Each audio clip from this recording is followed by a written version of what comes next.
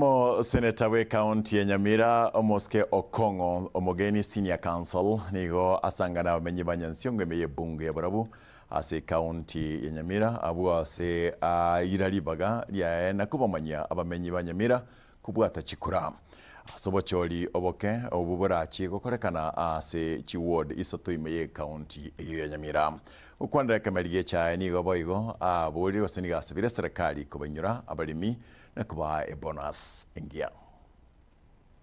Ripoti ya IBC inasema kwamba Nyamira sisi ndio tuko nyuma kabisa kwa maneno ya kushika kura. Lakini nataka niwachie watu wa Nyamira kwamba shida sio kwamba hatutaki kuchukua kura. Vile mnajua tuko na by-election constituency ya Borabu.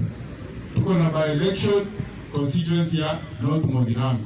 Tuko na by-election constituency ya West Mogirango. Kwa hivyo constituency peke yake ambaye watu wana register.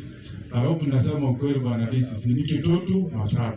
Kwa hivyo tunawaomba wakati tutamaliza maneno ya kufanya uchaguzi wa hizo wadi zenye ziko constituency tatu, bado maneno ya kushuka kura itaendelea.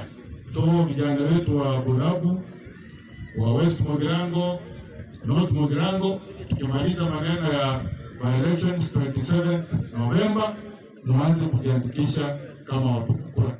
Sisi kama wakulima wa chai, hata mimi ni mkulima, niko na namba, hata mimi na bia, bonus yangu imekuja kidogo.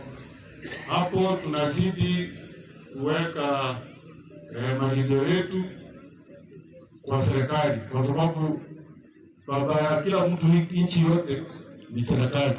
Na tumesema tukirudi bunge, sasa tuko likizo, tukirudi bungeni tunataka kuomba serikali vile imesaidia wakulima wa miwa ikawawekea pesa 1.7 billion kuenda kuwasaidia kuwapatia kitu tunaita bonus. Watu wa makulima wa maziwa wamewekewa pesa, wakulima wa kahawa pia tunataka hiyo ndio imekuwa hata zaidi.